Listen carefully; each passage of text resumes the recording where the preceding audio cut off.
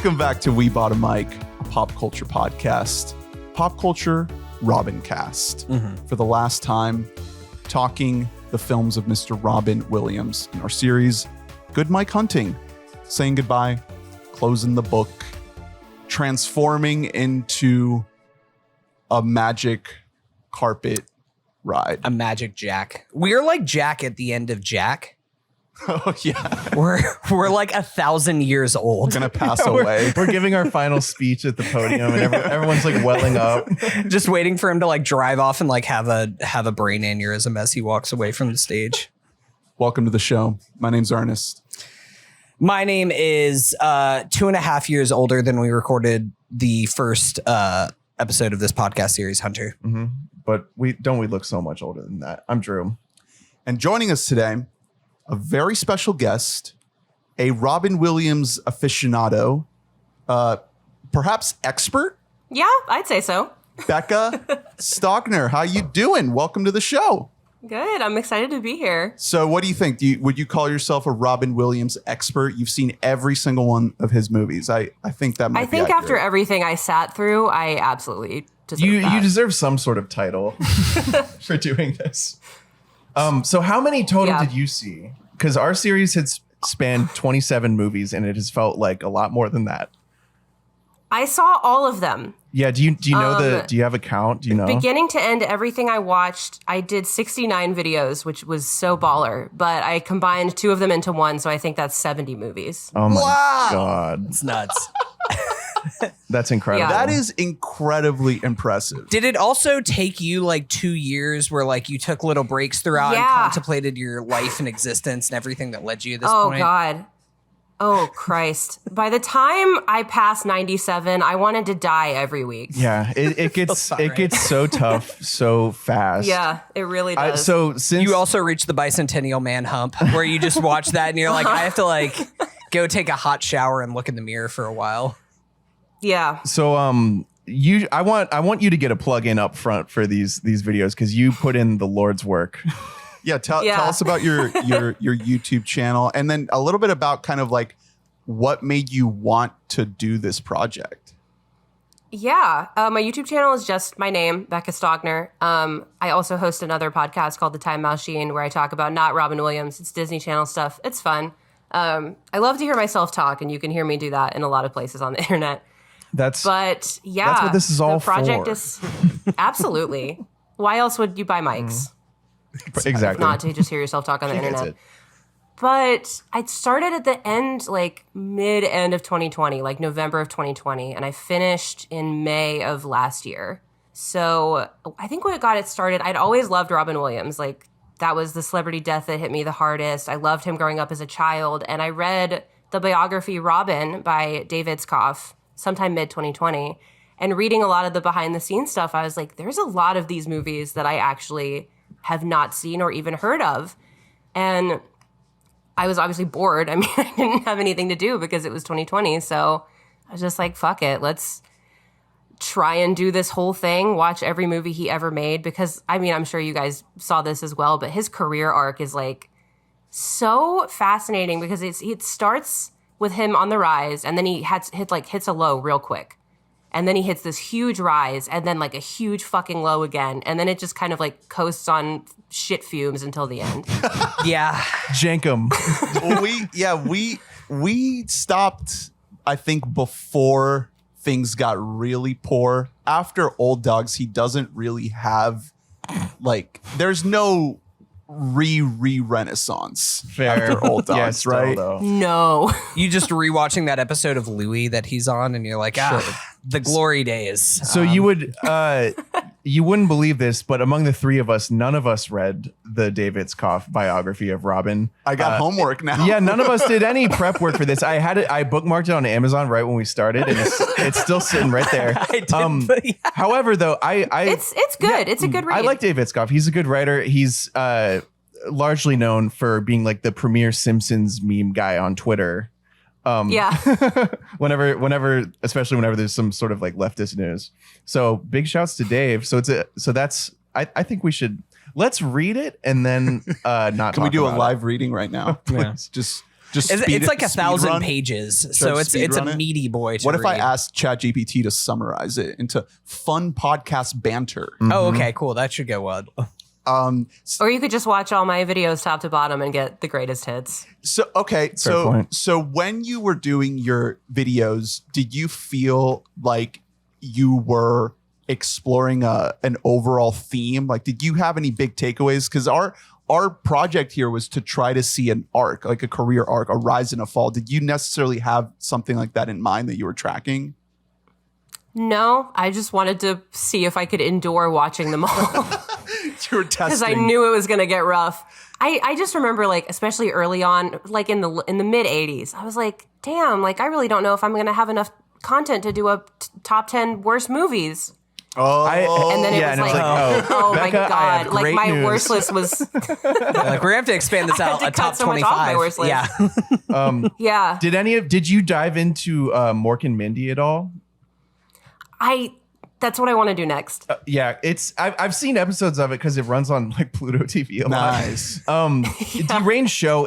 What's even more deranged is that it's a spinoff of Happy Days because that show invented jumping the Right. shark truly, and they introduced Robin Williams playing an alien late into their run.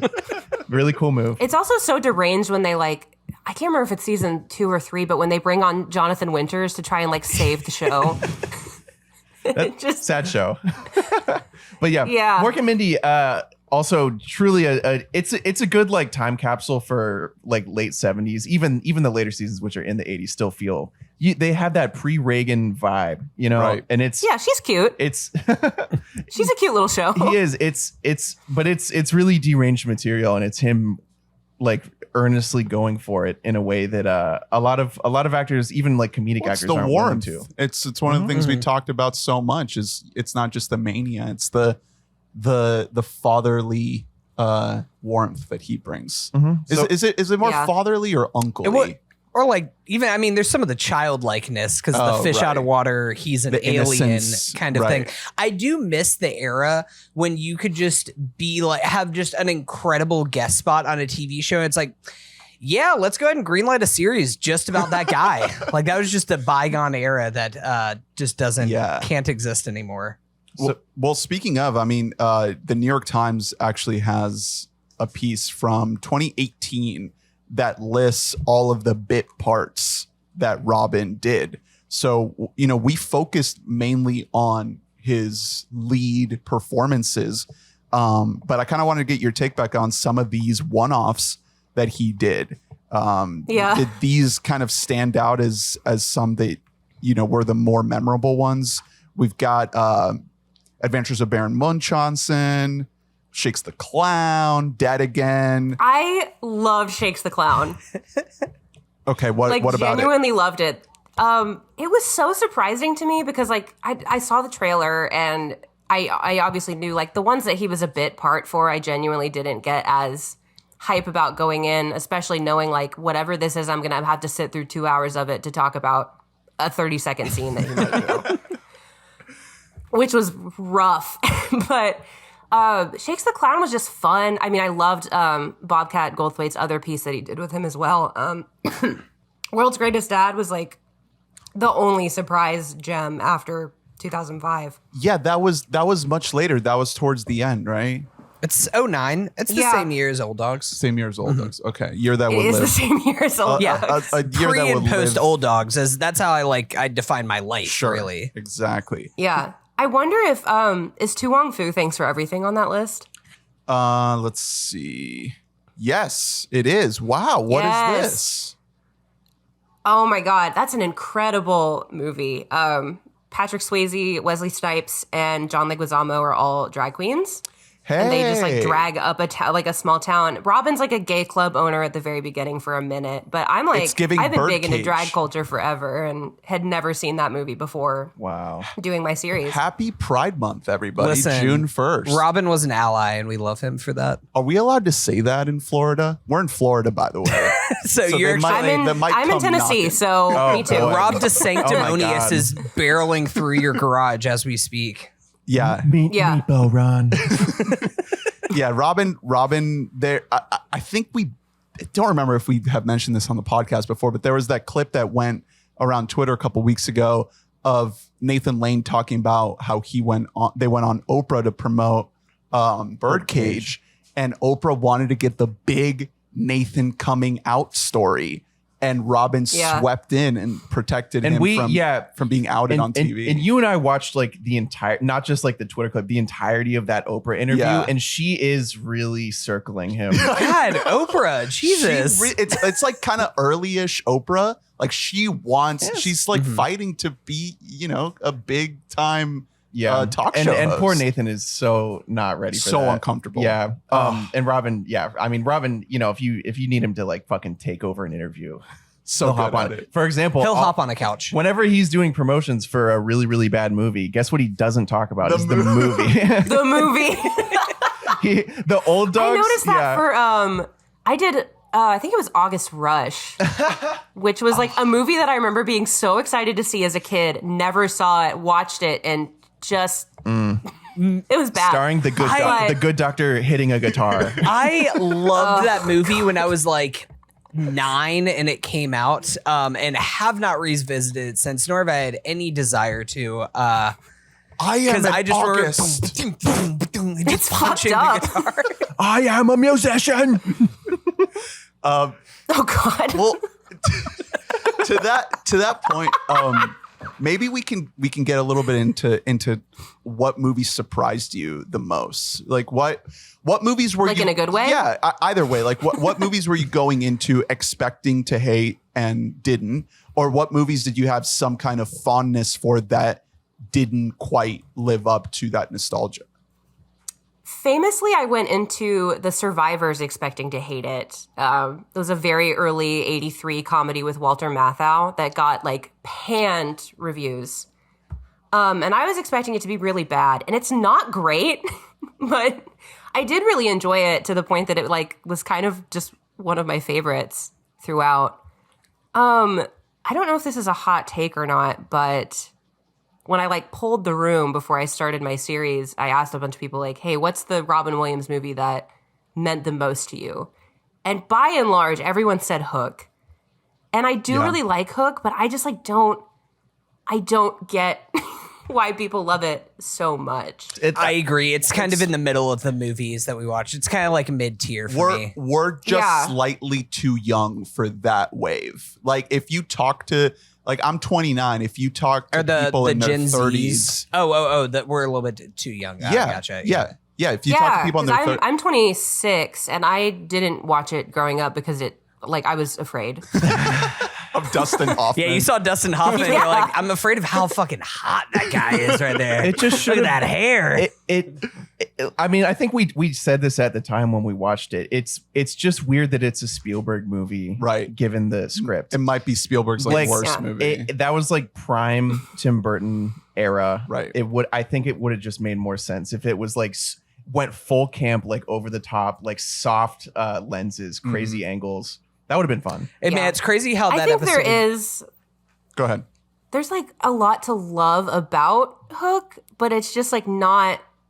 I don't know. Like, it's not blowing me away. I cannot fucking stand Julia Roberts in that movie. I think she's god-awful. It's rough. It's just weird. It's just it's like, why did they make it, like, sexy? Yeah, dude, sexy Tinkerbell. But not good sexy. Horny Tinkerbell. Like, Tinkerbell just like, I'm small. She's so clearly, it's Robin just looking at, like, a tennis ball or whatever. It's funny. We have a lost episode of Hook. Lost Boy episode. It's a Lost Boy episode that we got recorded. And oh my God, I forgot that. The Zoom gods took that away from us. We didn't use Zoom. That was the problem. Oh, that was, yeah. I totally forgot. Now it's gone forever. Wow. So the Discord gods. So I guess this is what it was all for. This is our chance to sound off. I remember the biggest discussion I was upset got lost was like, our huge discussion of Peter Pan and like why it doesn't work. Like just the Peter Pan story. Generally, how do you feel about Peter Pan, Becca? Like, have any of the Peter Pan iterations had an impact on you? No, see? No, they don't. I think my view of Peter Pan is just so tainted by like girls who go to Disney World and trauma dump on the Peter Pan actors. We're in Orlando. Brother, it's we can hear them right now if you listen closely. That's all my left swipes on Hinge. Listen, you know what? The Tumblrification of Peter Pan, just like tragic. I can't do it anymore. That's a good 3-hour video essay title. The Tumblrification of Peter Pan. Hot take for my Disney. Let me get on that. There. The Peter Pan ride sucks.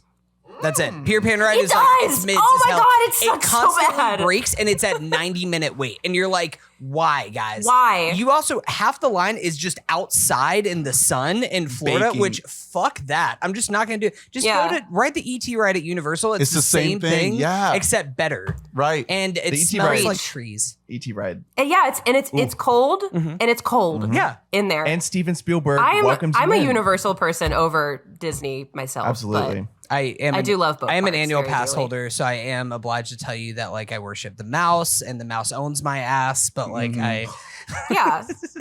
Whatever. I mean, I host a Disney podcast. I walk the fine line. yeah, you gotta. It's the fine line of being an adult who likes Disney without being a Disney adult. It's the constant struggle. That's Right. true. But I mean, broadly though, my big point, you're right, on Hook and Peter Pan is just that story to me feels so much like a 120-year-old story that a doesn't bedside table. Yeah, and book. it doesn't connect with modern youth in any significant way. I never knew a kid who was like, "Yo, you know what I love? Peter Pan." As you know what child. I love, just being having a stunted growth my entire life, never being able to process. I just want to be aging. a boy. I just want to be a boy forever. You guys were always more Pinocchio kids, and I know that about you. So that's another. No, stop. That's also not a good thing to be. No, Pinocchio's awful. I made Drew and Ernest watch all 3 iterations of Pinocchio movies that came out last year. Because I don't know if you knew this, there was 3 different Pinocchio movies that came out last year. Oh yeah. So we should stop. Is my takeaway. We should stop. Okay. I think I said to someone that before we let another director make a Pinocchio adaptation, they need to go through therapy first. Yes. Mm-hmm. If we're going to make people go through therapy to get healthcare, we need to make people go through therapy before they can make an adaptation of Pinocchio. Every director wants to do one. It's similar kind of thing where it's just I just have this obsession with being a boy. I just want to be a little boy again. There are just so many more stories on Earth. It harkens back to a time when there were literally 5 books that a kid could read. And that it was yep, someone just came up with this. Pinocchio. So I guess this is one of our main the things. Old now. Testament. And the Cimmerillion. Yeah, there you go. Okay, So- those are the 3. So how do we want to tackle this? So that's I have a process. Okay, good. Okay. Great. I'm happy for you. We're only on minute 20. So we're fine. Everything is fine. I wanted to see what do you guys think about overall for this What did we series? learn? Yeah, what did we learn along the way? We boys? learned that there are people more qualified than us, than Becca, Becca, to embark on such ambitious journeys. And we're better off doing what we did with Nicolas Cage, where we just did 16 movies. I think the biggest lesson I took away just as a watcher of movies is that I learned a lot about what makes a movie go wrong. Yeah. Through this series, because there are so many of these movies where the ingredients are totally there, but there is a key, usually it's in the script. There's just a key fucking problem. The story does not coalesce in any fucking meaningful way. There's no reason that Father's Day wasn't good. Right. Yeah. Where were you at with Father's Day, two Becca? Talented people. Middle of the road for me. It is such a bizarre movie. It wasn't dog shit, but it wasn't very good either. And the fact that the plot revolved around Sugar Ray was Sugar Ray very saves it. off-putting. Let's go.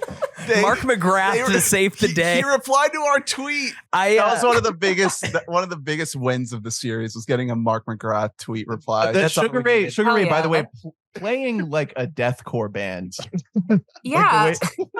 The way they're dressed and acting. I also thought that they completely wasted Julia Louis-Dreyfus on that movie too, and gave her nothing absolutely. to do. It's her and Billy Crystal and Robin, and it's that should have been a knockout. Exactly, and it's a goofy comedy. There's no that's a script thing to me, and it also, who knows what they shot and then lost in the edit, because there are definitely scenes that are haphazardly placed, but it's just like everything is there, and that doesn't mean it's good. And that happens so many times in Robin's career, and I feel he experienced all the success in the world, so I don't feel bad necessarily, but like, damn. I'll say something more serious about Robin is like, I learned that as talented of an actor he was, his performances never quite matched up to what he brought to the table as a person. Like the number of times that we put on behind the scenes clips or just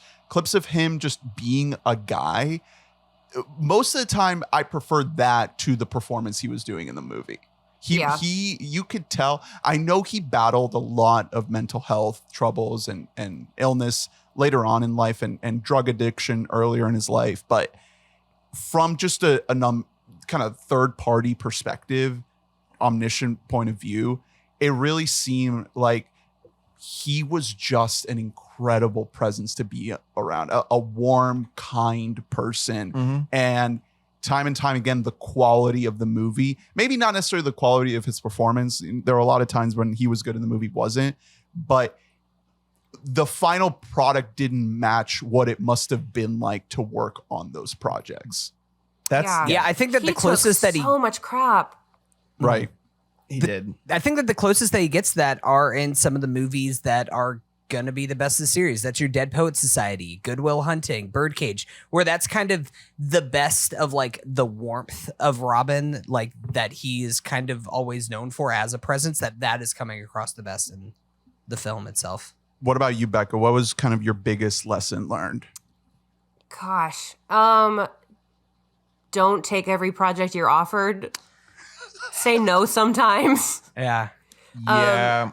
I'm sure this is something that y'all notice as well because it happens in like all of the big Robin movies in the mid 90s, but like the Robin Williams sort of formula that comes up where he's like a guy who doesn't want to do things by the book and the establishment hates him for it. So he has to give a big speech at the end in court, probably. The speeches.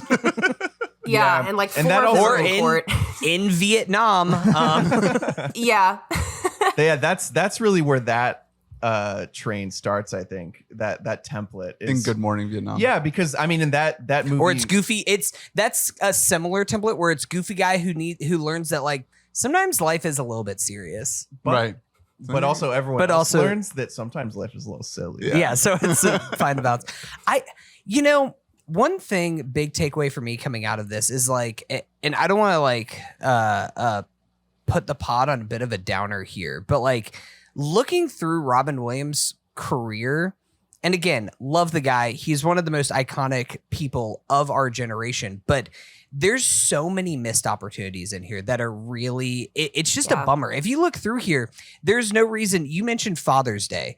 I would even say something like Hook. Like on its surface, you're like, this is a Steven Spielberg movie. It's a big IP. Dustin Hoffman is here as Captain Hook. This feels like this should be this massive hit that's going to work. Look at something like Toys. It's Barry Levinson coming off of Good Morning Vietnam and off of Rain Man. And this is his follow-up with Robin Williams. Should have been a home run. And like, I want us to like, Robin Williams, watching his movies, there's so many times where I was like, can we just have a do-over? Can we keep the same cast? Can we keep the same director? Maybe like we tweak a writer, tweak something right here on the margins, but just like have a do-over. Yeah, keep some of these concepts were fucking bangers. Like the concept for What Dreams May Come and the way that film looks is fucking gorgeous, but there's just something that is like not working about that movie. Same with I saw that y'all covered the final cut, which I thought was a super interesting pick. No, famously, we did not cover the final cut because the DVD was not in the box on our shelf. Well, it was Ernie specifically was going to cover the final cut. I was going to watch it. I opened the DVD box. The box was empty. And so we know that there's no other way to watch the movie. You probably saved yourself from a lot because that was on my worst list. I hated it. It was such a dope concept, and everything about it blows. It was on YouTube for free when I did the video. But that's another thing where it's just like a lot of really, because it's not just working with established directors. It's a lot of more auteur or younger, proven directors that have awesome concepts. Something like 1 Hour Photo, which is a movie that I think is like pretty good, but like I think that movie could have been great. Insomnia, probably Christopher Nolan's like worst movie, if not Tenet. But it's like down there near the bottom because it's just no one asked about Tenet, Hunter. I just wanted to throw a stray real quick. What do you think about Insomnia, Becca? Because that's an interesting case study for Robin. It is so interesting. I'm a pretty big fan of that 3-movie run that I think someone dubbed it the Triptych of Evil, and I just used that of like 1 Hour Photo, Death to Smoochie, and Insomnia. I love it. It's great. It's so good. Yeah. I really liked all of those movies. I think Insomnia was my least favorite out of the 3. I think just because I saw 1 Hour Photo first, and so that was the first time I saw Scary Robin, so that's what blew me away the most. Mm-hmm. But I think if I had seen Insomnia first, it might have been different, because it's a good movie, but it just wasn't like... There's less of him in Insomnia than there is 1 Hour Photo. 1 Hour Photo, you really lets you spend some time with that creepo. But Death to Smoochie, though, is a version of it where you like, if you look at the poster, it looks like it's a Robin Williams movie. That movie is it's an Ed Norton movie, but then Robin is in there just like batting or pitching like 100 miles an hour. Yeah. I'm mixing my baseball metaphors. That's a deranged movie. It's a masterpiece is what it is. I love it so much. I'm glad I wish that it had come out not here. in like, if it had come out not right after 9/11, if it had come out like 2 years down the line, I think it would have killed. Mm-hmm. Because it has a following. Like, people love it now, but I feel like the fact that it came out like so close to 9/11. Same with, I mean, you know, the audience knows this is my Max Keeble. This is my theory with Max Keeble's Big Move. Yep. Stop. They wanted to bury the greatest film of our generation. That is, Max Keeble's Big Move has the greatest food fight scene in cinema history. The tuba. Aren't there two food fight scenes? No, it's just one really long food fight. Yeah, it goes on forever. It's really long. It's so good. Anyway, did Jamie Kennedy do 9/11? Is that what happened, or what happened? I don't remember. Roman Polanski ripped off. There are a lot of theories. Chinatown in the air, floating around. So, Insomnia was an interesting turning point to me because it's using him in a way that, like, 1 Hour Photo was like, this is the Robin creepy movie. And then Insomnia was like, okay, now that we're all comfortable with Robin being creepy, here's an Al Pacino movie in which Robin is the villain. And visually is very similar. Like, he looks the same almost as Psy in a lot of ways. I feel like Insomnia is just like a better made film than 1 Hour Photo is, but 1 Hour Photo is just more like powerful with how it utilizes him. It's a lot smaller, like, you know, scope wise. Like, they're not playing with budget in that movie, so we're just really we're close in on that man and his. I really love that. That one was on my best list. 1 Hour Photo was. It was. Nice. I feel like we didn't give enough credit in the Insomnia pod for Christopher Nolan knowing how to frame peak alcoholism face Al Pacino.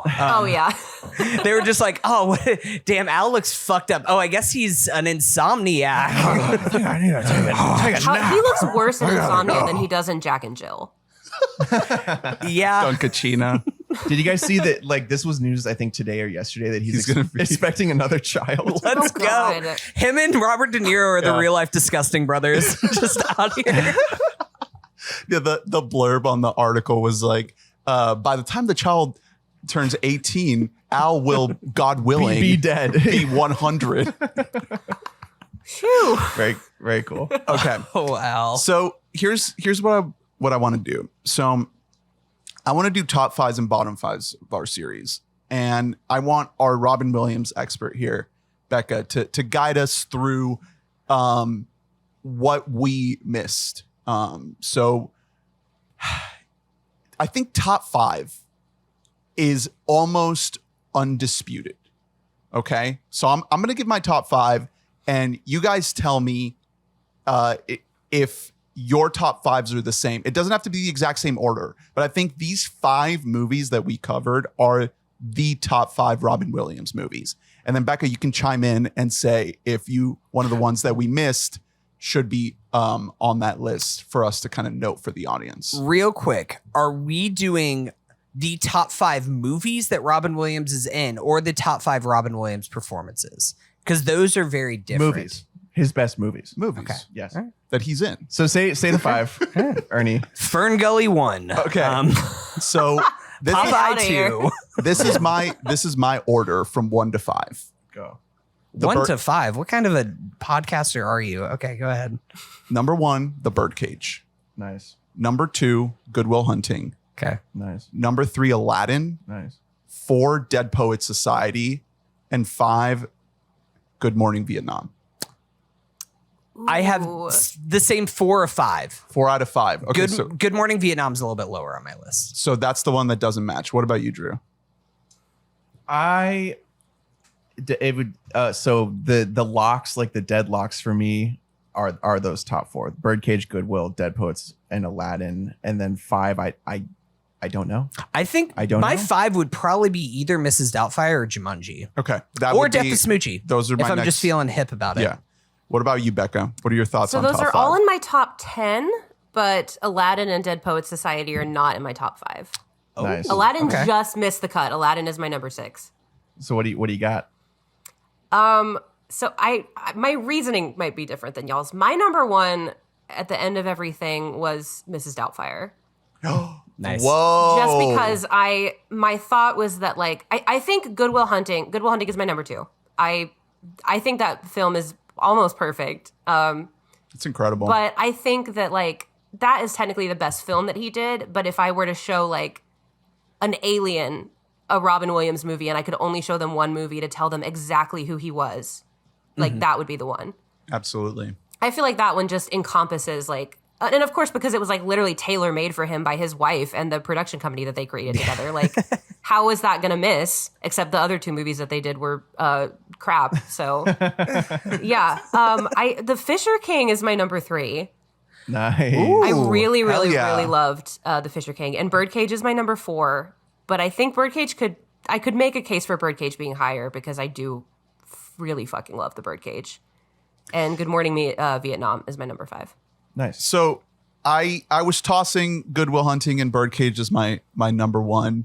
I ended up with putting Birdcage over Good Will Hunting just because Birdcage to me was the one movie this whole series that I watched for the first time and thought this is now one of my new favorite movies. Yeah. Maybe of all time. It's so good. It's very watchable. I'd never seen it before and it just rocked my socks. Like I wanted to watch it immediately after finishing it. Like I ended up rewatching it a couple months later and it's just, I'm going to revisit that movie for the rest of my life and I'm going to love it more and more. It's so fun to revisit. It's like so when good. I first watched it, I didn't give enough credit to Gene Hackman for being like the comedy so king good. of that movie. And then once I rewatched it and he said, somebody has to like me best.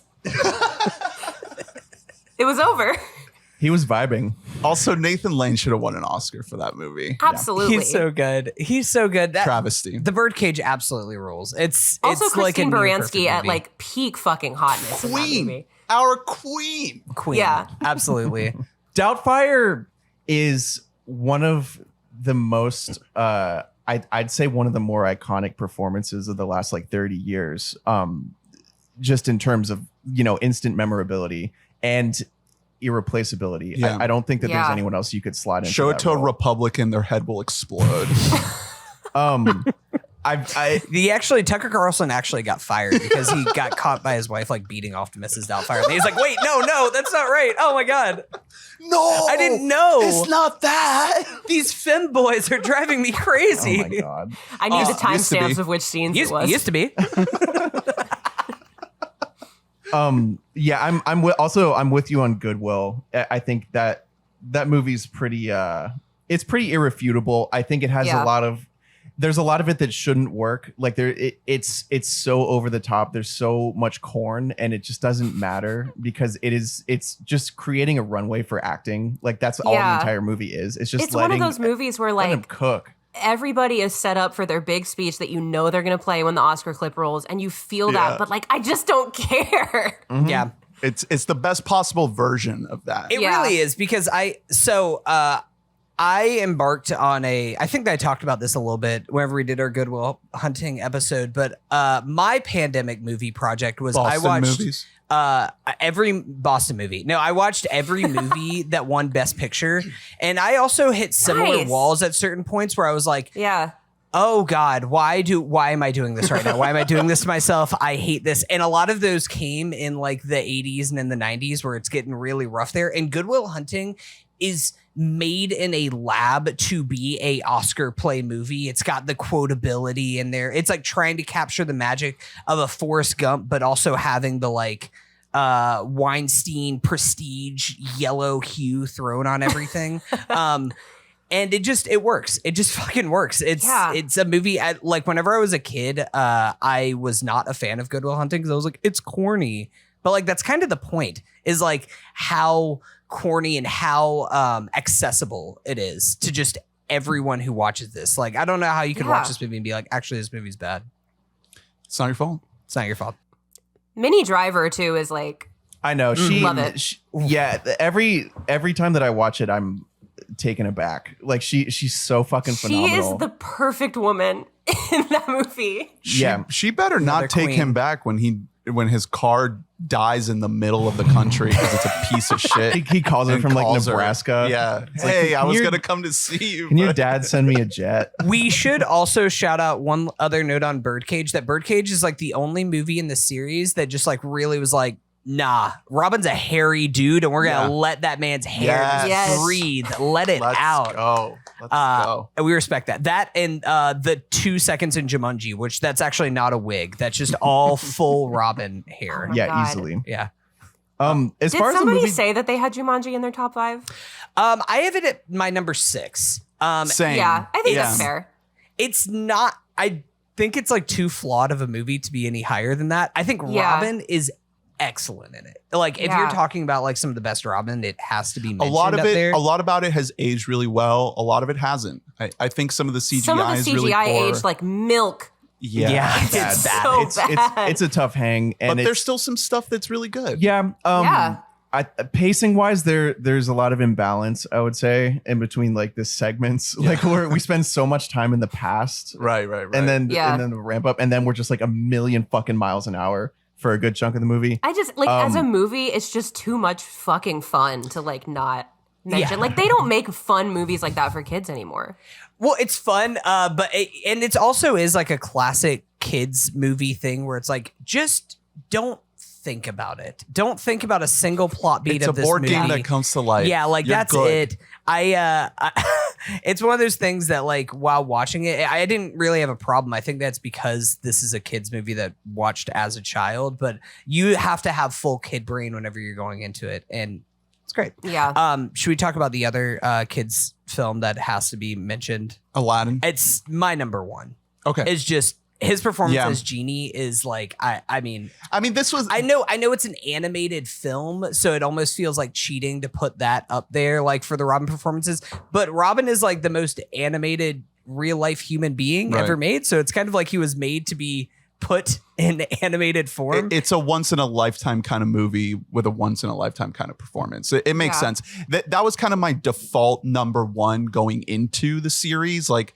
When I started the letterbox list, I just put it right at the top, but I hadn't, I don't think I'd ever seen Good Will Hunting in full, and I'd never seen The Birdcage ever. Yeah. So those movies were a lot fresher to me than Aladdin, a movie that I watched 80 times as a kid.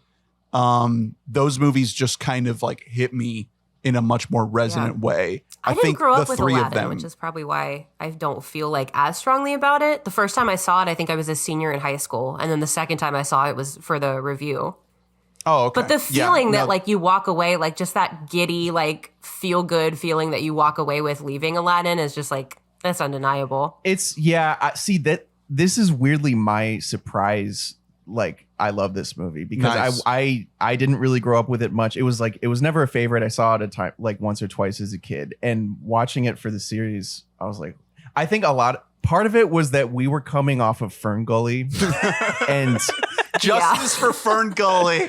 All right, pipe down a little bit there, buddy. Just what like every single facet of this movie was so much better handled than that movie. The craft, aside from the message, obviously, of ferngully, like, more power to you. Mm-hmm. But he is used really bizarrely in that movie. His lines are pretty atrocious a lot of the time in ferngully, and it doesn't look good. The creativity that went into rendering him, but then also the entire world, it's just like, oh wow, we're in really good hands. Like from the beginning of the movie, you're like, okay, this feels like a fucking movie. It Never Had a Friend Like Me is just like one of the best scenes of this entire series, of just everything like that.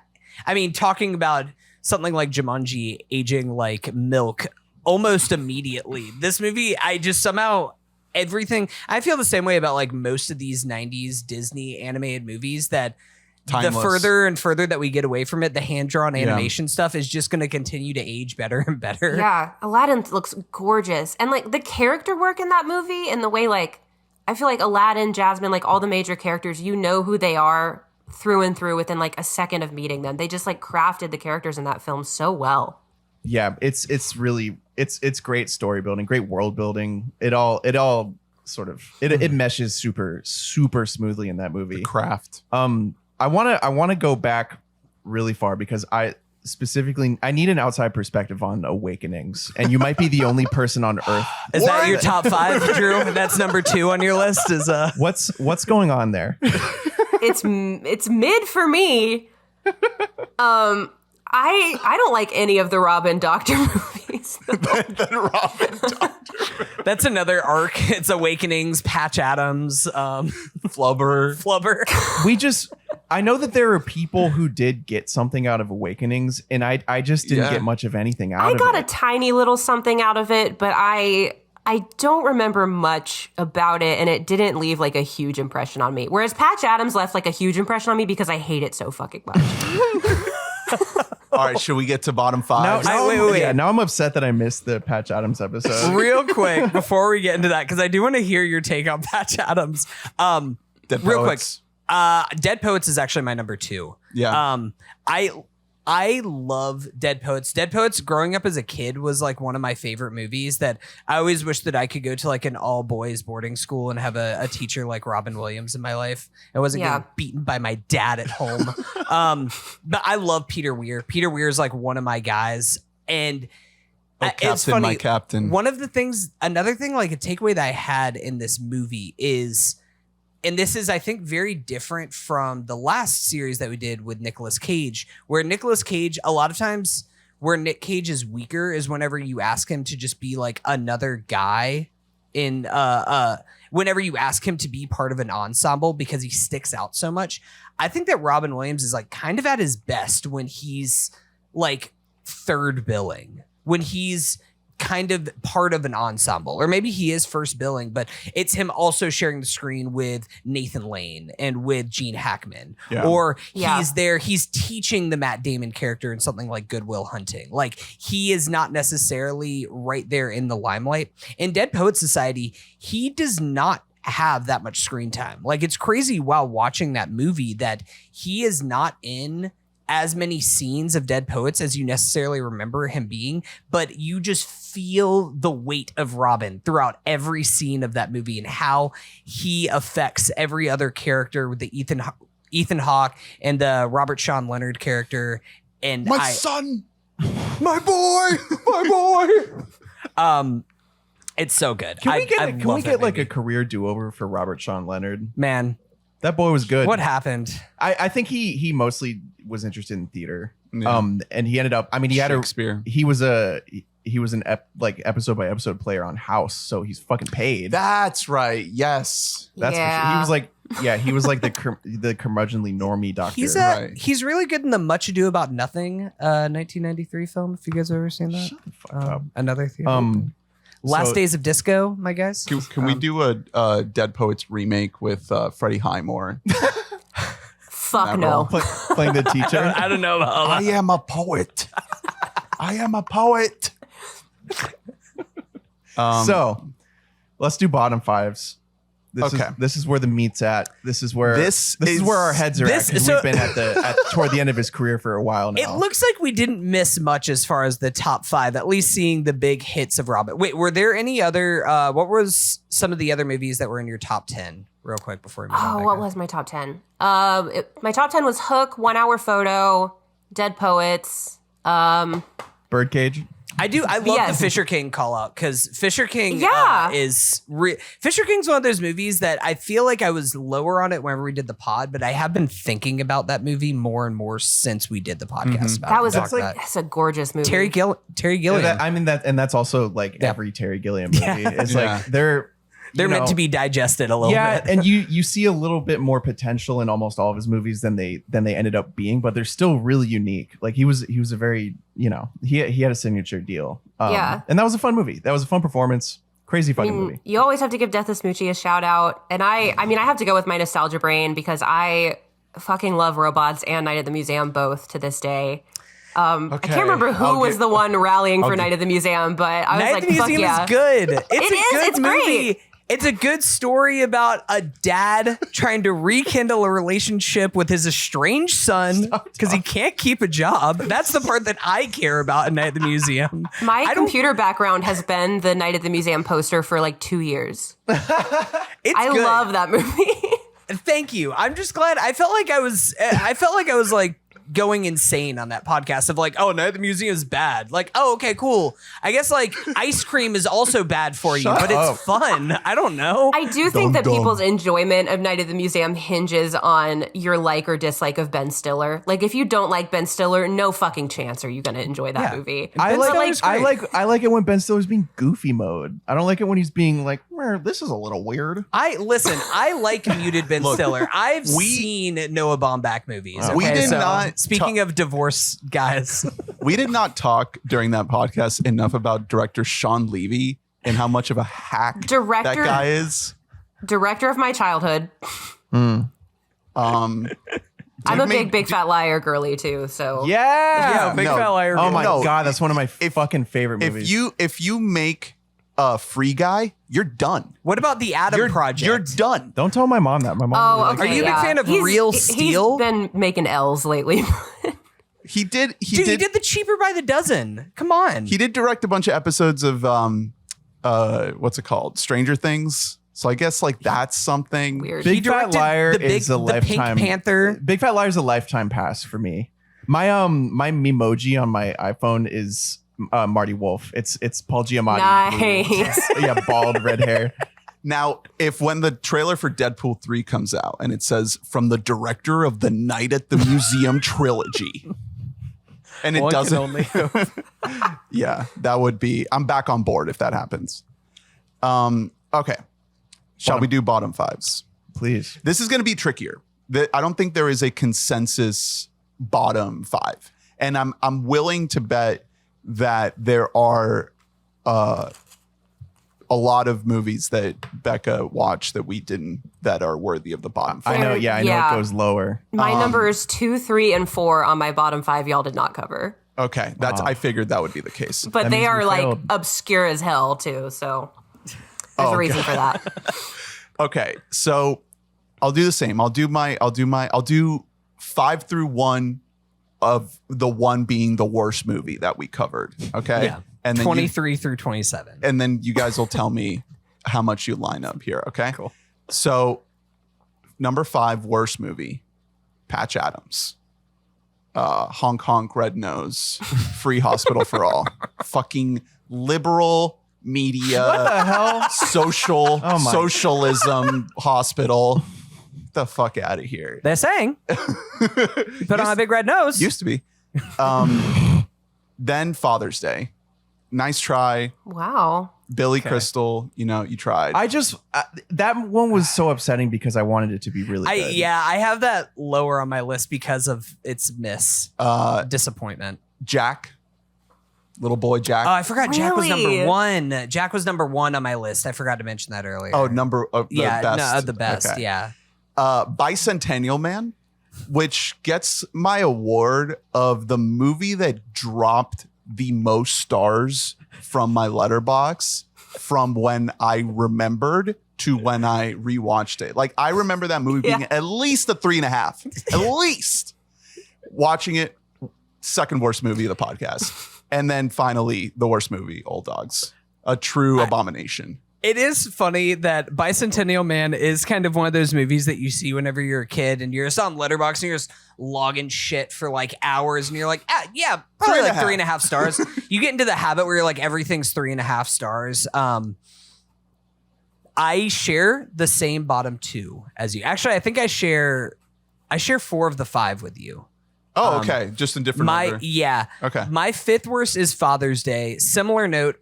There's probably worse movies that I saw on here, like a Patch Adams, like A Man of the Year. But Father's Day just felt like it made me mad. Jack.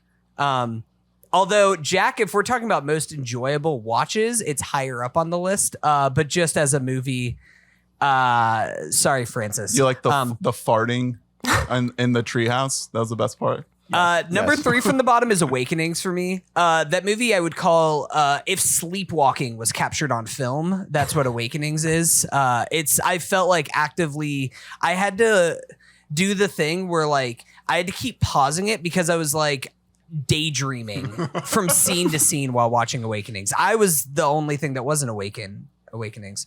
Then Bicentennial Man. I hate that movie. Truly despise it in every way. I hate that movie. And then finally Old Dogs by default because that's not a movie. It's just not a real movie. It's like a collection of moments.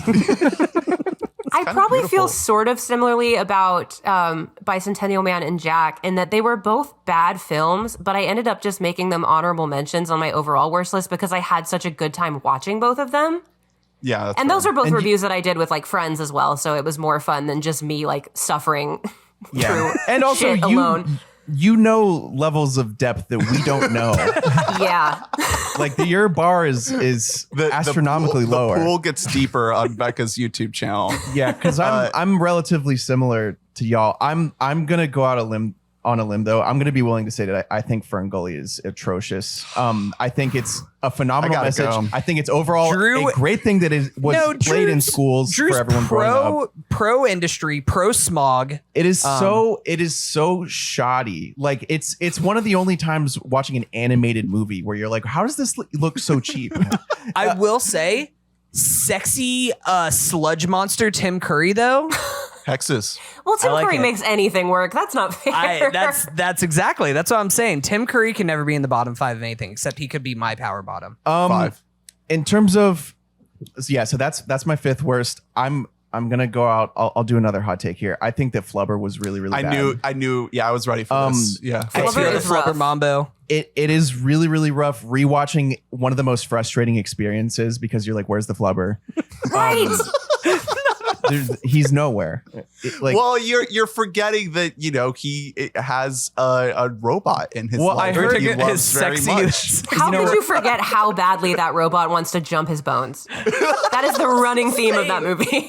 Yeah, to the point that she makes a child. Yeah. She does everything short of like peeling the covers back on him while he's asleep and like watching him in the nude. Yeah, I do. Let's make the absent-minded professor remake. Let's make it about this character, which we're making up from whole cloth. It's not in the original. I do have a question, just real quick before you finish your list. Is this like the most despicable? I know that Robin plays evil in other movies, but you have to keep in mind, Robin Williams, one, he has stood up a woman at the altar, I think 3 times.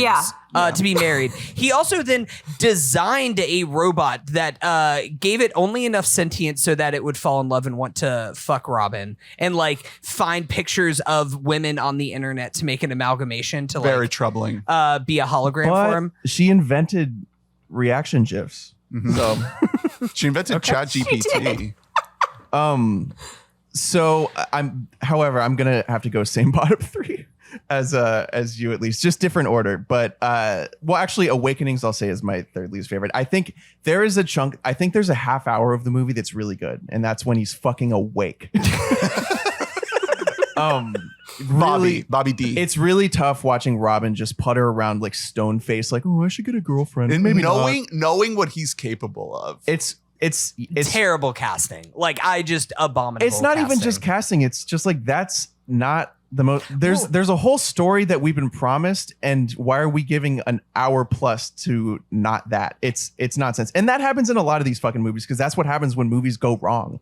is they focus on the wrong thing for too long. Sometimes because they had to make use of their best footage, and for whatever reason, that's what it was. I'll go Old Dogs as second worst.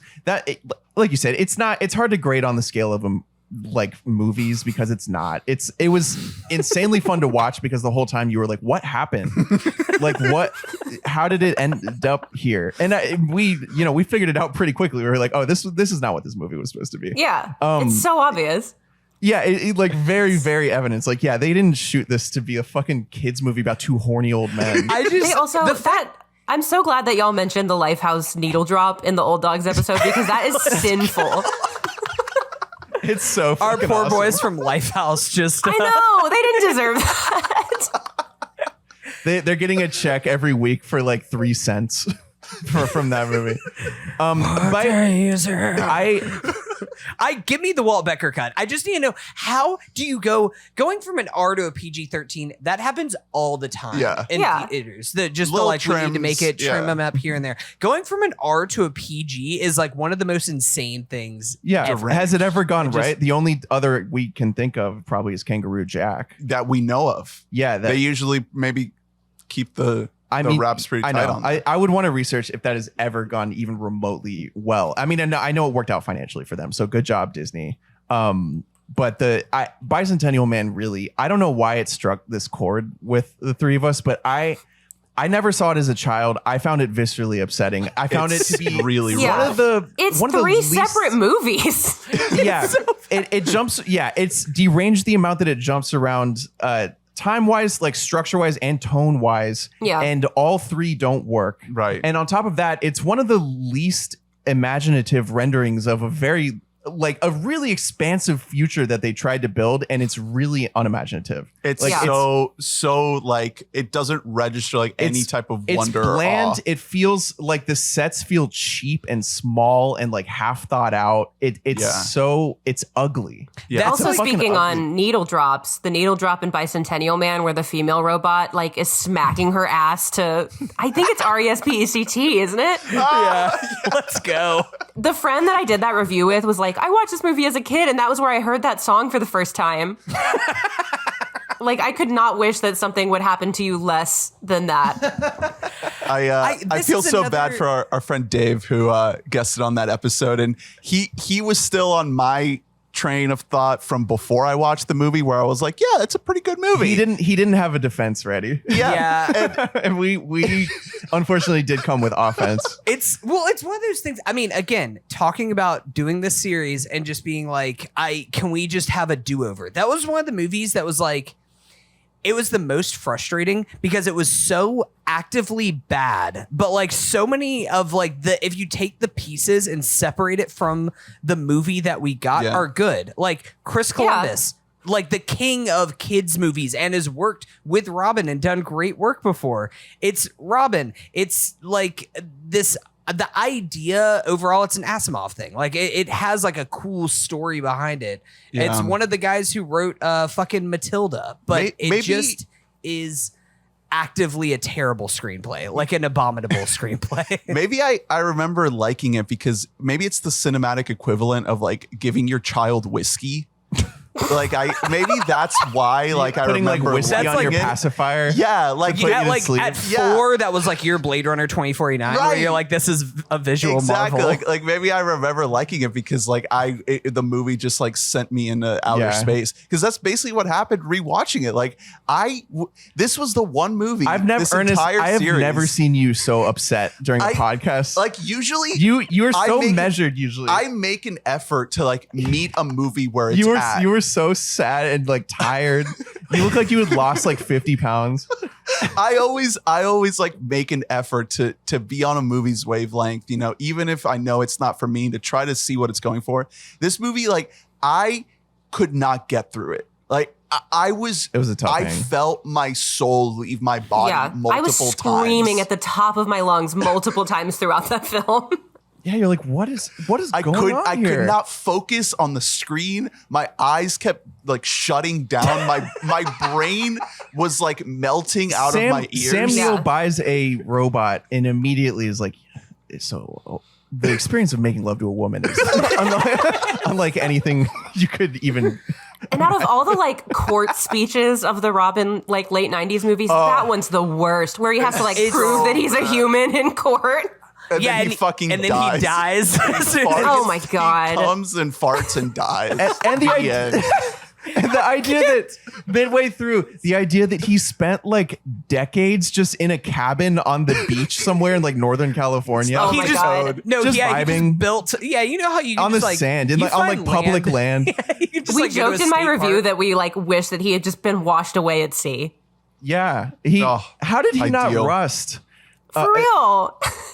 It's also one of the things that was so infuriating about fucking Bicentennial Man was that like, why would you on Earth, like, what fucking guy's idea was it that just like Robin Williams? Yeah, at this point we are in 1999. Like everybody knows what Robin's good at. Robin, you want him to come in there and breathe life into whatever you're doing, and you're like, I want Robin to literally be a robot. I want him to have no expressive personality whatsoever. In fact, the less personality, the better. I want him to just be steel. Yeah, I want him to look and then fucked you know up what? and scary. I want him to fall in love with a woman, and then he can't get her because he grow old. So instead, I want him to can he have sex with her granddaughter? Yeah, let's do that instead. She looks exactly the same. Yeah, I feel bad again now though, because I'm looking at David's review and it's 4 stars. And it starts with, honestly, this movie's so cute. Shout out to David. We love you. The friend that I reviewed the movie with also came in kind of with more of a rose-colored lens than I was, and I was like, no, this movie is, from the minute he came walking down, I think it was in like the wedding scene, the early wedding scene, when he shows up at the wedding. Yeah. No. It's so upsetting. Throw the whole goddamn thing away. Yeah, there's something like viscerally like wrong with it. Just set the film. So they just should have just set the negatives on fire. So Becca, if you want, I want to hear your overall bottom 5 first. I want to hear like the worst of the worst of the worst. So of the worst that y'all have mentioned, I did have Jack Bicentennial Man. Toys was in my worst honorable mentions, only because like a lot of people say it's the worst. I didn't really think it was like the worst. It's not the worst because it's at least like imaginative. Yeah, like they clearly tried. It didn't work, but I don't think that it deserves to be called like the worst movie he ever did, when clearly there was like a quarter inch of thought put into Old Dogs. If that, I mean, I guess, spoiler alert, Old Dogs is number 1. I don't see how it couldn't be. Yes. I did my list. I did my list by just like writing down all the movies I wanted on there, and I would get to a movie and just be like, is this better or worse than the one that came before it? And that was how I ended up with Old Dogs at the top, because it just could not be. It was the king of the hill. It could not be trumped by anything. It was so bad and so scary. So Can we? Why do they do that with the faces? Can we set Walt Becker a wabammy? Yeah, I think he deserves one.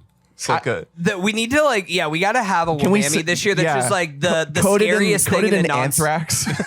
The scariest piece of imagery in a non-horror film. It's like Scoot McNairy's face mixed with Robin Williams. Some that I'll mention that are not like in my bottom 5, but they are pretty bad. The Big Wedding, if you saw anything about that one, it was like a 2013 like ensemble cast rom-com. Robin's barely in it. He plays a preacher, but it's like Susan Sarandon, Diane Keaton, Amanda Seyfried.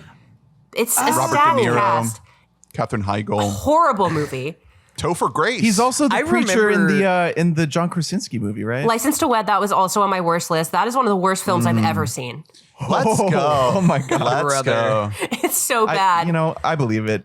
Patch Adams, think, of course. Yeah. How could I you think not? if I would have pushed to watch more movies like that on this list, you guys probably would have just quit out on me. Yeah, I would just not. Oh my God, I'm gonna be sick for the next like 3 months. License to Wed is just truly an exercise in horror and disgust. Like, I have no good things I can say about License to Wed.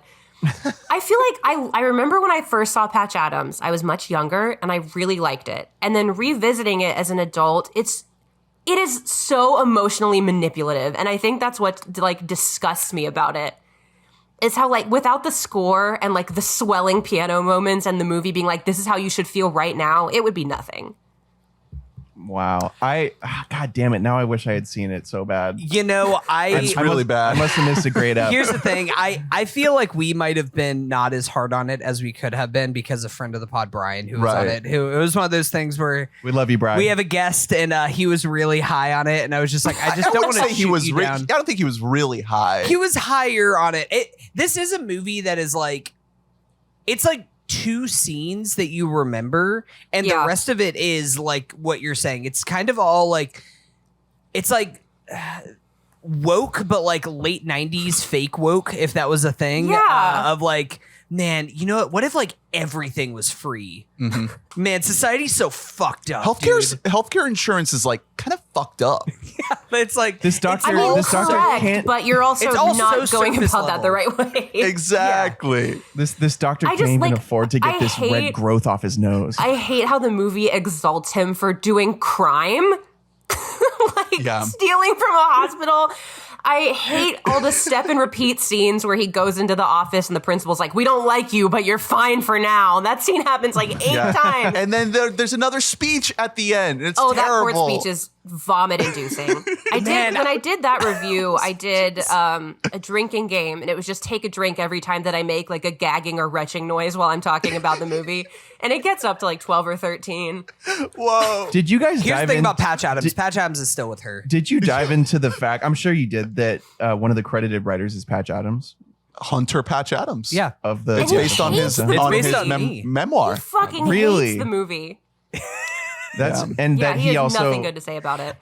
He produced a movie in 2019 called Clown Vets. Did you get into that? Clown Vets? Look at the poster. It's like a soldier at battle, and he has a clown nose. Wait, let me look at this. Let's go. That fucking rules. War veterans with PTSD, along with Patch Adams, MD. No. Reconnect with love. Brother. Why does that remind me of the poster for Hacksaw Ridge, though? Yes. It looks like a Tubi original. God. Okay, so Patch Adams is also kind of a similar thing. Patch Adams is the flip side of Good Will Hunting, where it is like, this is what every Oscar bait movie was in the late 90s. It's like, we have to kind of capture that fucking Miramax style of like a biopic about an unknown guy and like how he's actually doing, like, he's the real hero in our society. And it's bad. It's just really, really by the numbers. Mm-hmm. Everything in the script is just like so vanilla and milquetoast. I think that's the reason why it isn't my bottom 5, is because I was more like bored than anything while watching Patch Adams. It outrages me so much because of all of the details about his life that they got completely wrong on purpose. Like when he was in the in the mental hospital and going into medical school, he was of normal age to be doing so. Like he was in his 20s. Yeah. And they upped the age so Robin could play the part. This was one of the movies that he produced with his wife and their production company. And the third one was Jacob the Liar, which is the Holocaust one. I didn't like that one, and I got a lot of hate on the internet for not liking that one. I know that has like a cult following. It does. There's some people who love that movie. You were in the headlines. I get comments to this day being attacked from people who don't like that movie. For your anti-Israel stance. I also talked about how I didn't think Liev Schreiber was very good in it, and I got a whooping from a Liev Schreiber stand. You cannot... Dude, the Liev Schreiber stands will come out. Those are actually worse than the Harry stands. The Liev stands. Yikes. You can't tell them that he's not a sexy kingpin daddy in Spider-Verse. You can't tell them that Hard Knocks on HBO isn't well narrated. Oh, God. I will say, for Patch Adams, it's just kind of, I think that was kind of similar to what you said, Becca, that I remember whenever we were doing the research on this, that was like reading Patch Adams' story, and it was so much more interesting. Yeah, and his friend that died was a man, and they were not romantically involved in any way. Well, so that's a 90s Oscar bait play, baby, right there. We got to add in a love story for no reason whatsoever. Hot take, I don't think any woman that Robin Williams has cast alongside ever worked for me. That was a big theme throughout the series. There's one person, one romantic partner that he had in a movie that the connection was real, and that was John Travolta. It was Nathan Lane. It was Nathan Lane and John Travolta, and Flubber. Yeah, when the Flubber did the Flubber mambo towards him, it was like you could just see those awooga eyes coming out. Every woman they ever cast him to be with And I love this man so much. Like, he is tattooed on my body forever. But every woman they ever put him with is so much hotter than he would ever pull. It is well, also, I think it's one of those things that whenever Robin is on screen, he kind of can't help but be himself for the most part. Yeah. And it's hard to find just another person, not even a romantic partner, but somebody else who can actually bat back and forth with him. And to be, whenever Robin is at his best, there's not really any kind of romantic fuel behind it. It's kind of just whenever he's doing banter. So you have to find somebody like oh shit, who is it in Anchorman 2? Like I'm almost thinking of like the counterpart to Steve Carell in Anchorman 2. Is it Kristen Wiig? Yeah. Like you have to find somebody who meets Robin on his level, and they couldn't do that. Well, partially also, because their person didn't exist, and two, because women didn't get that's the those thing parts is in there the 90s. there were plenty of like the 90s had plenty of really like zany funny women, but Hollywood that wasn't didn't they weren't want getting that wasn't how they were starring being parts written in across these this. movies because they want they didn't want anybody to be funnier than Robin if he's like title billing. Yeah, Exactly. like if we were to redo the 90s, then like Sherry O'Terry would be a gigantic fucking star, for example. Like they were out there, and it's just like in these movies he had to be that person, and then they had to get like fucking Sally Field or whoever to look at him as though he doesn't look like insane. He and Sally Field only worked because they hate each other the whole time. Yeah, it was like a fun little banter. I will say I don't mind him and Cheryl Hines, but I think that's just because I love a MILF. Yes, Yeah, and RV. and we did mention that, and Cheryl they Hines sort is of do queen. have the vibe of like, you know, a couple who's known each other for so long. You know, Yeah. that They like get each maybe other. the spark is gone, but they get it. Yeah, but they had a dynamic in that movie. They're on the level. That movie is in the top half of movies we saw. I think I'll say it. What about I love that Robin's movie. connection? Okay, good. See, I'm not saying it's great, but No, like, I'm not either. But I grew up with it, and like anything I grew up with, I just like I can't really turn around and say is bad. I know, and there's a lot to genuinely like in the movie, and yeah. it's pretty well directed. It's just, you know, it's not a fucking like Oscar play or anything. Yeah. Wait. It's So a fun What? movie, It's not? it actually was Miramax. What did It you was think Weinstein. about Robin's connection with his boys in Happy Feet? with Ramon. With Ramon's connection to everybody. Happy Feet was one I loved that movie as a child, and revisiting it was so disappointing. Really? Thank you. And I the sequel tried was also to. really disappointing. Happy Feet 2 rules. I love Happy Feet 2. think- Specifically, just everything that Matt Damon and Brad Pitt are doing is That's what everybody said to me when I was going in to watch it. Fucking rules. One in a Acrylion, baby. One in Yeah. Acrylion. I have a theory that if you didn't tell any like film guy that movie was made by George Miller, it would not be a thing at all. No one would give a single know. fuck about that movie. My favorite thing about Happy Feet 2 is how fucking miserable Robin looks in all the photos at the premiere. Oh, He's Yeah, like I linking arms posted with a some- stuffed penguin, like looking down, like I'm a failure. I posted some on the Twitter. They're really That's funny. sad. Yeah, I just couldn't. It's like I said, like that script felt so stock, and then like they tacked on a bunch of really cool like semi-radical environmentalism stuff. But like the base script was like, what if Penguin did funny dance instead of funny song? Which is good. It's fun. The last 20 minutes is like the most insane shit that I've seen in a kids movie in so long. They're like, actually, there's real humans in this now. Yeah, So- that's so fucked up. I cannot. But the more and more that I thought it, like as I was watching it, my jaw was dropped. Like I could not believe what I was seeing while Happy watching Feet is the end of also Happy Feet. very, very horny. Oh Yes. yeah, Like dude, extra Ramon. horny. Like Mama. that scene with him and Gloria where they like bump into each other and they're slipping and sliding in like 8 different sex positions. There's a lot of that. There's it's just a Old weird one to George. go back and watch as an adult, I think. So did you round out your bottom 5? I think No. last you said So was my- Patch my- Adams in your full Patch bottom Adams 5? is number 6. Okay. Old Dogs is number 1. I guess I'll get that out of the way. Because the other ones y'all have not covered. So my number 5 was The Final Cut. It's really bad. I feel like in terms of performance, Robin was like asleep at the wheel in that movie. Our guy. His wife in that is Mira Sorvino. She's awful in it. Jim Caviezel is also in it. Famously Jesus Christ Christ from Passion himself. of the Christ. Yeah. Yeah, that's a roughie, and it's a bummer because it's like it's a cool concept, but it just doesn't. I was about to ask about the premise because I think that movie goes into my sci-fi trash letterbox. Robin really trusted unproven auteurs. Like this guy also just kept having phases where he like was going in and out of rehab, and then he like comes out of rehab and basically has to take anything he can get, which is how we got like the big white and like shit like that. Is that in the book? Does Itzkov talk about any of that? I think, yeah, that was where I got most of my information about that from. And it just like delves into the troubled production histories of some of the more notable films. It's a good read. Like, I really can't recommend it enough. My number 4 is actually the film that came out right after Mrs. Doubtfire. It's called Being Human. Very limited release. I don't think I think it was like the biggest box office bomb of his career.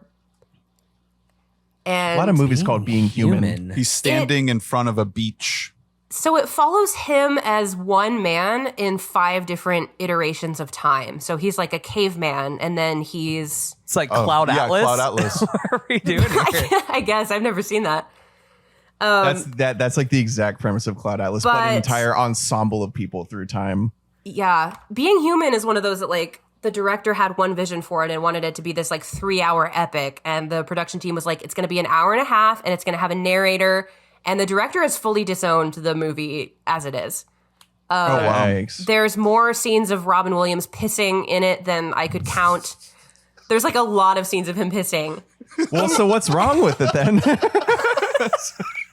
Every one of his characters that he plays is just like a shit guy. The script is bad. The narration is very like nature documentary feel.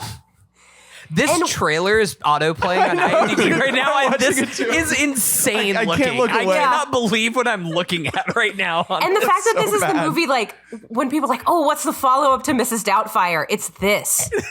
It's Being Human. Wow. So that was number 4. Number 3 is one of the last movies he did. I think it was the last movie that was released while he was still living. It was The Angriest Man in Brooklyn with Mila Kunis and Peter Dinklage. Peter Dinklage is Robin Williams' brother in that movie. So that tracks. Okay. Take that as you will. But that one was like an early experiment in a simultaneous video on demand and theatrical release. So that's like part of why it bombed. I know. Yeah, he did a couple of those actually, like in the later years.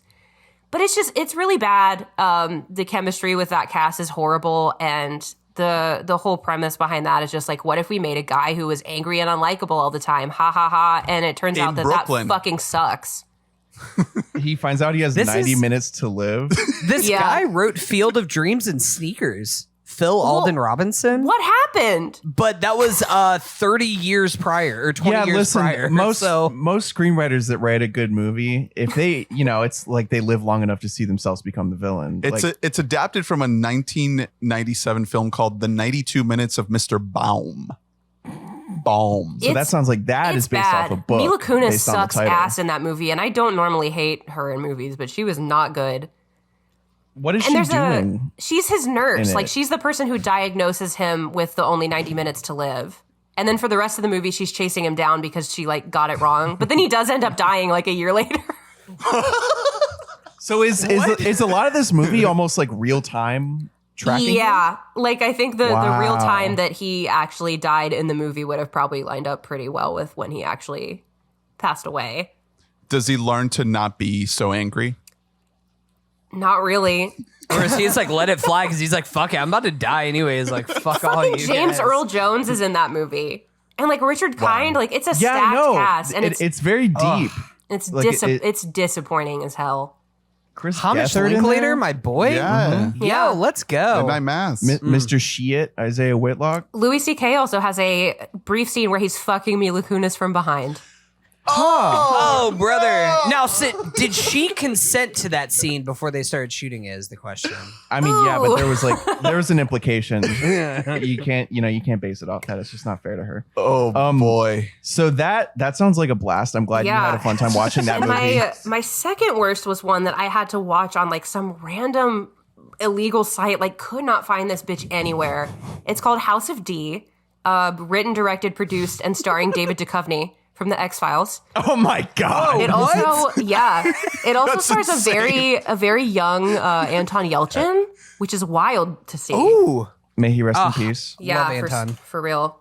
And Robin Williams plays Anton Yelchin's friend. He's a janitor whose name is Papas, and he is disabled, and it is so offensive. It's deeply offensive. Like if you find a picture of what Robin looks like in this movie, they gave him fake teeth and ears. Oh my God. Oh, brother. It's so bad. And the way they write the character, he'll like 1 minute he's like spewing beacons of wisdom, and then the next minute he's like, I peed my pants. Like it's so cool. Oh no! awful. It sounds like a Colin movie. We have Who to else is Colin. in? Erica Badu is in that movie as well as like a prisoner that talks to Anton Yelchin through the window. Did maybe Duchovny just called in a favor for that? I think it's like an autobiographical Duchovny piece. This movie looks absolutely deranged. It's also It is. his daughter's in it. Zelda Williams in it. She is in like a very brief cameo. I think she's a girl in a dance class or something. Wow, the fake teeth. It's really bad. Oh, this is man. All right. Oh man. Yeah, the There's Anton some rough performance stuff in here. is, I would say, laughable. Like when he's crying and being dramatic, it's very whiny. And the finale of the film is the adult character played by David Duchovny and like his wife and old Robin Williams just walking through a garden, and they're all saying, let's just say the French word for happiness because it's bonaire. So they're just saying boner over and over again to end this David Duchovny masterpiece.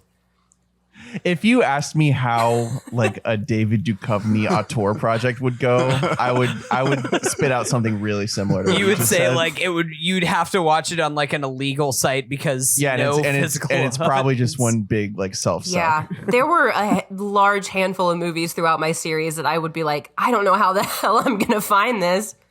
I didn't want to be reminded of that. Jesus fucking Christ. There it nice. is. That's There's our him. boy. Oh, God. Oh no. That is very upsetting. I mean, wasn't he already Irish enough? They had to make Yeah, they're like make this guy as Make him look ugly more as possible. See, this was the subtle genius of Jack, is that they made it so his regular form was unhinged because he was a child. Oh, my you know? God.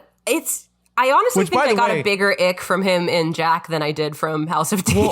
I mean, of course. Well, he is a 10-year-old who's like a full-on adult is trying to have sex with him. So there is like Well, did that troublesome part of the film, Jack. I don't That's a know thing if that you guys. happens. I mean, I doubt you guys did, but Becca, did you grow up like me watching a lot of TLC little series on progeria? No, I wasn't allowed to. Absolutely. Because largely that's what upset me about Jack is like progeria looks really. It's like a really fucking brutal condition, and B, it doesn't make you look like you're there's no in between phase where you look like you're like 40 or 50. Like just look old. You look like you're 1,000 when you're a child.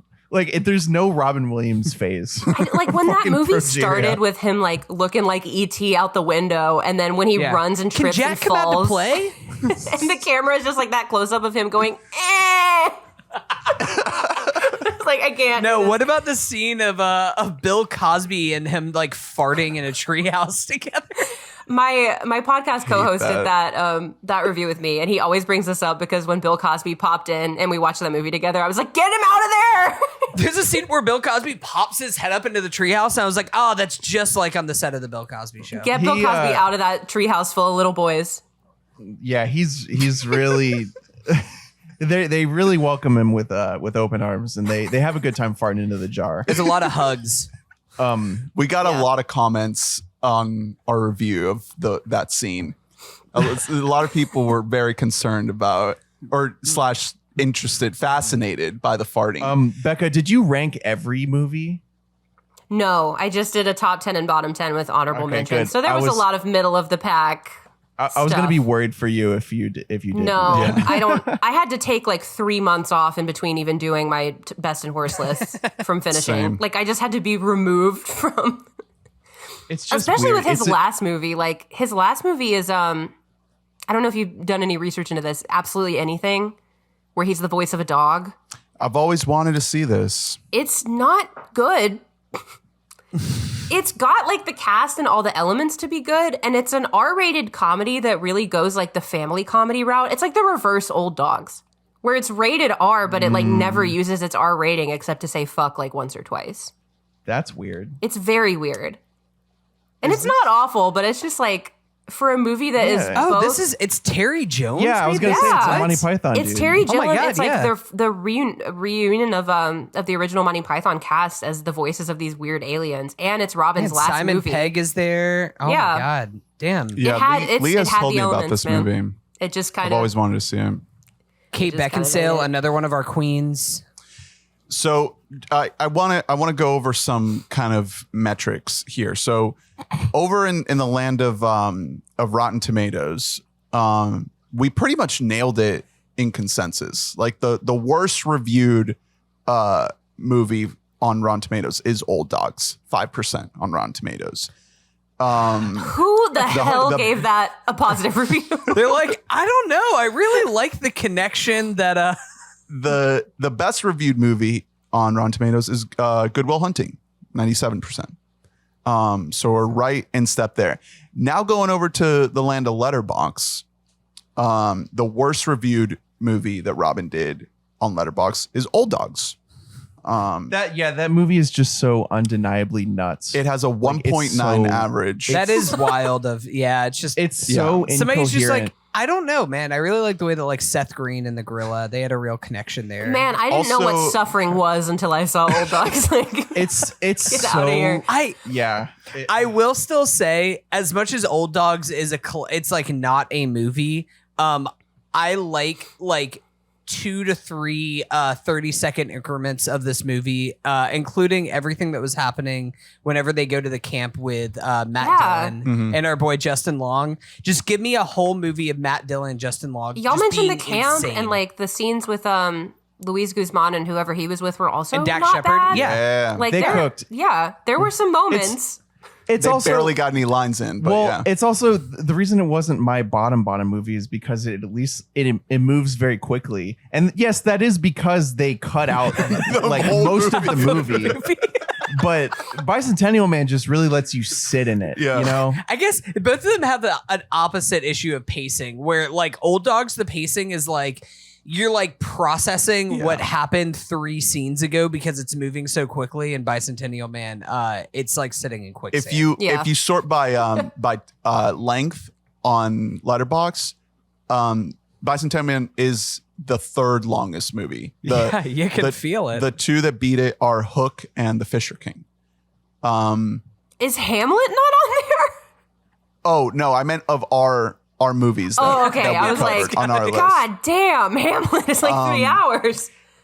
So just kind of Wait, resorted. who does Robin play in Hamlet? He's like a guard in the very last scene. Oh, that's it? It's just like That's a all little it bit is. part. Truth be told, did not sit through all of Hamlet for that review. what? I skipped Or around. like Kenneth Branagh. I had to watch it in high school, so I felt like I remembered You it. got it. Yeah, it's fine. The highest rated movie on Letterboxd from our list is Dead Poets Society. Nice. Makes sense. 4.2 My average. captain. Looking at the lowest rated average from our series, RV is down here. The bottom 5 I just can't get behind Letterboxd that. average are Flubber, Toys, RV, Father's Day, and Old Dogs. Justice for RV. yeah. Where's Bicentennial Man? Yeah, what? That's just Bicentennial wrong. Man is somewhere in the middle. People got too much nostalgia. Well, your freaking friend voted Okay. it 4 stars, so that's probably why it's 3. It's because of David. It's Yeah, a we all 3.2. It's a 3.2 average. It's a 3.2 average. That's it's gross. Yeah. Okay, we got to wrap it up soon, but I kind of want to just go a little bit of rapid fire here of just the middle. If anyone had any thoughts on things that we haven't mentioned, like Popeye. I will say, so Popeye is once again another one of those movies that's like I think that this was the movie that we started our entire podcast series. That was the first one. Popeye. And I feel like Popeye would have been better if we had gotten like Robin Williams in 1990 and not in 1980. I don't think that his chops were up to snuff in 1980, which like, I just think like Robin he reaches a peak as an actor of just like not only the films that he's in, but like his abilities in the mid 90s. And in 1980, he just kind of doesn't have it yet. And that's a Robert Altman movie. It's one of those movies that's like almost too practical. Like it feels like a set when you're on it. Yeah, and they still have it then. That it is a set that you can go visit. We're going to go there. It's like watching we're going to Popeye World. It's like a fucked up play. Yeah. But it also Robin. No, that's once again. It was the first movie that we watched, and Drew, you and I watched it together, and within like 45 seconds, we're like, and subtitles are going on here because don't understand a goddamn the audio word problems that movie had are out. Like the production history on Popeye. I almost can't even think that Popeye is bad just because it's like production troubles are so fucking fascinating. Like everything was against that movie. I know. And that's to an extent true of so many of his movies where it's like I can see the platonic version that Robin saw when he said yes. Yeah. But like, God, it fell apart. I like your take there, Hunter, about if it was maybe a little older Robin, we'd have something. But hey, how about that just raw sexual chemistry between him and Shelley Duvall? Shelley Duvall, the most eyes pop. Honestly, she makes a great olive oil. Great casting as olive oil. Her singing though was ass. He's large and large. I did come across the Popeye soundtrack on vinyl in the wild recently, and I purchased. So absolutely, that's so cool. Stay winning. The idea Robert Altman was just like, I have to make my passion project, which is a Popeye live action epic, and also it's a musical. Yeah. What's that? Shout out to our king, Robert Altman. We have to shoot it in the Mediterranean. I am what I am. Let's go. Yeah. No, it is. I am what I am. Okay. Real quick here, Becca. Why don't you? If there are any movies that we haven't brought up, whether we've covered them or not. Are there any movies that kind of you would want to recommend to the audience? Any movies that you'd want to recommend to us that we haven't covered? Any kind of overall last thoughts on your mind as we start to wind down I can here? never recommend Fisher King enough. I know a lot of people haven't seen it. It's definitely underrated. I think that's a gorgeous film. It took me so aback when I saw it, and I still think about it all the time. So if you haven't seen Fisher King, definitely go out and see it. What were y'all's thoughts on on robots? You know, it was. I will say that's a movie. The episode was mostly about Aunt Fanny. Yeah, that's fine. She's hot. Yeah, she's just. It's undeniable. We need to get cooled down a little bit while we were doing the Robots pod. You know, Robots was a movie that I saw as a kid, and I did not like it all as a kid. Really? And I don't know why. Like, as a kid, I was just like, I hate this movie. And I don't know what it was. I had like every fucking McDonald's Robots Happy Meal toy and everything else. I don't know why I didn't like it as a kid. But then watching it as an adult, I like it quite a bit. I think it's like, it's a couple scenes of it rule. Specifically, every time that it becomes like a slip inside through the robot town. Are the things that I take away. Yeah, like the little like Rube Goldberg scenes. Yeah, every time that it's the arrival to a new place, so they have to go on like 3.5 minute giant loop-de-loop slide rules. Why is there not a robots ride? It's criminal. There is. Well, Becca, in like could I interest you in a theme park in Malaysia or Indonesia? It's Malaysia. In Malaysia, that has an entire theme park. They have a robots world at this theme park in Malaysia.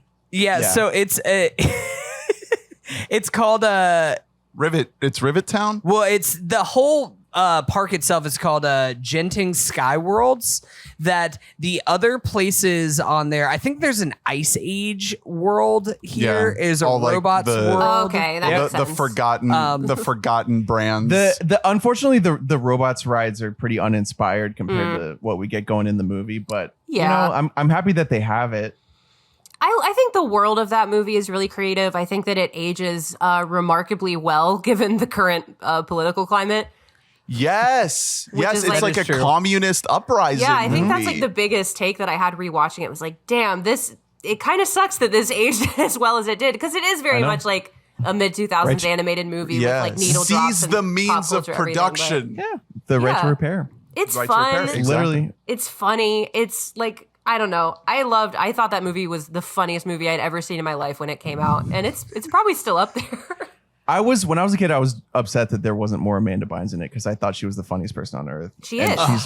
She's there's just not a ton of another her person in who Robots. can we just do her career over again? Because just Amanda Bynes. I mean, after Hairspray, I was like, oh, cool. Amanda Bynes is going to be the next Julia Roberts. Unfortunately, Sweet. I mean, we've been over this, but child acting should be illegal. It ruins your brain. I would nominate quick, Amanda Bynes' performance in Easy A for at least a Golden Globe. Oh, she's so good. Easy A rules. I love that movie. She's so fucking good.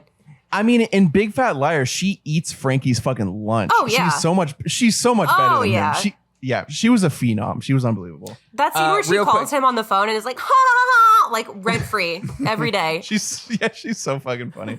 Amanda Show was my favorite show when I was like 5. What were you gonna say? Can I read you the other worlds that are available at Genting Sky Worlds in Malaysia? So there's Liberty Lane, which includes an Invasion of the Planet of the Apes ride. What? Of course, as there is. But you're probably wondering the worlds. What are the worlds going to be? So we mentioned robots. Of course, there's a world for the film Epic. Remember the movie Epic? DreamWorks is Epic. DreamWorks is Epic is there. Ice Age, as I mentioned, which has like a little water slide ride. And then I think that the other place is called Studio Plaza, and it has a bunch of that's just like a general movie vibe there. Yeah. So they kind of ran out, and then there's a place called Eagle Mountain is the last world, which doesn't really have like a theme, but it does have something called the Mad Ramp Peak, which the theme is motorcycles, it looks like. So if you ever want to go to a theme park that has like a section for robots, a section for DreamWorks Epic, a section just for motorcycles, take a trip to Malaysia. Not that I'm faulting them for this, but that theme park opened in 2022 with like, robots in an Ice Age land. Robots and Ice Age, at least those have some kind of cultural impact. They did Epic. They were like, we have to have a whole world devoted to Epic. Yeah, that's a head scratcher for sure. There's one last thing I wanted to ask you, Becca. All right. Because you're the one person. There's a movie that I watched. Early on in this series, I wanted to kind of fill in the gaps, and I wanted to go on my own little side quest and watch some of the movies that we weren't covering in official episodes. Very quickly gave up on that idea. I watched what's the one where he plays a Russian? Moscow on the Hudson. Moscow on the Hudson. Yep, yeah. Solid little movie. And then I watched this other movie called The World According to Garp. And you're like the only person I can talk about this movie. No one has seen this movie. Maybe Colin has. I guarantee like you an early staple of the Robin movies. It is, we just skipped over that section. This is when I finished watching it, I thought that I had like hallucinated the end of that movie. I just need your thoughts on that movie. I don't like it. That is another one. I think Garp and Jacob the Liar and Bicentennial Man, somebody left a mean comment too, but those are the ones that I get the most mean comments. And a lot of people, it's like people that are older that are leaving lengthy comments on The World According to Garp saying like, you don't get it because you're young. And I'm like, but the movie's not good. Like, that has nothing to do with my Spoilers age. for The World According to Garp. Is this like the original Beau is Afraid? I guess. This is a movie in which basically the entire movie is just like kind of a soft and easy movie. Yeah. And then in the last 30 minutes, his son dies, his mom dies, and then he dies. Yeah. It's just like, and it's basically like, just this man's life. But I think the biggest thing first of all, I hate movies that like normalize people cheating on each other. So that was a big no-go for me. But I like just the way that it's edited and it'll just like fade out of one story and fade into the next. I'm like, well, how fucking long has it been? Now I'm confused. And like, that was a big point.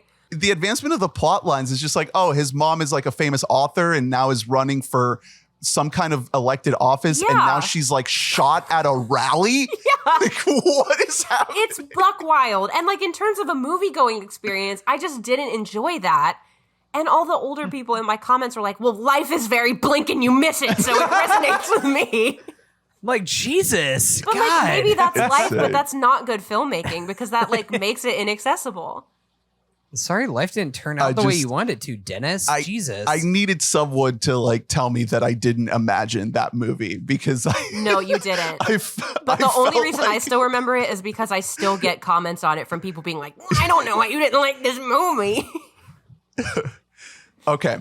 Any last thoughts on Robin Williams? I don't think I could have another thought about Robin Williams if you paid me $1 million. I'm really glad we did this, guys. You know, we learned a lot about each other, about film, about a very memorable presence in the history of Hollywood. I think I said this off mic, so I'll just say this real quick. This was very interesting to jump to Robin Williams after doing Nicolas Cage, because I think that Nick Cage has the ability to take a bad movie and make it like fun bad.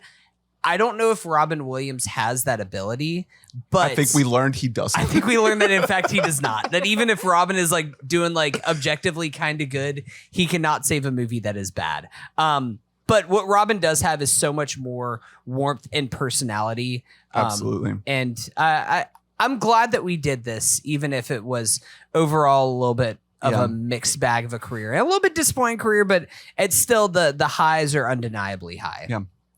Thank you so much, Becca, for coming on the show. We really appreciate it. This has been a treat.